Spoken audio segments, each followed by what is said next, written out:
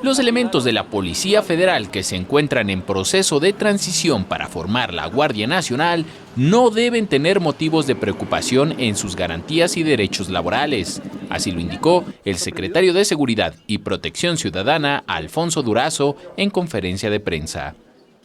En ningún momento serán violentados absolutamente ninguno de sus derechos que tengan que ver con sueldos, prestaciones, antigüedad, grado y todas aquellas características administrativas que definen su situación en la Policía Federal.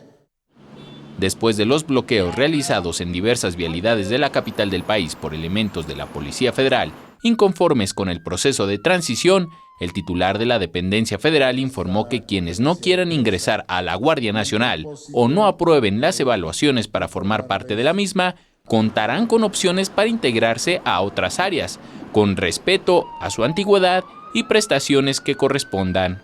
Se dejó claro que quienes formen parte de la Guardia Nacional podrán elegir la región del país que más les convenga para su adscripción y poder construir un proyecto de vida en compañía de su familia.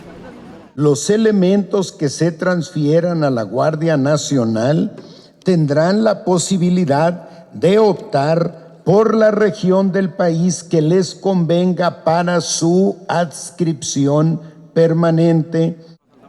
La Policía Federal tiene hasta 18 meses para transitar a formar parte de la Guardia Nacional. En ese lapso, habrá módulos de información y asesoría jurídica para los elementos que tengan cualquier duda sobre los procesos de transición. La Policía Federal cuenta con 36,000 elementos en todas sus áreas. A la fecha se han vinculado a la transición 2 divisiones, las Fuerzas Federales, que integran 11,000 elementos, y la Gendarmería, con 5,000 integrantes. Han sido evaluados de estas 2 áreas 9,000 elementos, de los cuales la mayoría han pasado los exámenes obligatorios para integrar la Guardia Nacional. Durazo Montaño indicó que no habrá represalias contra quienes realizaron los bloqueos y ofreció mesas de diálogo para resolver las dudas. Al interior de la Policía Federal no se está pidiendo absolutamente a nadie su renuncia.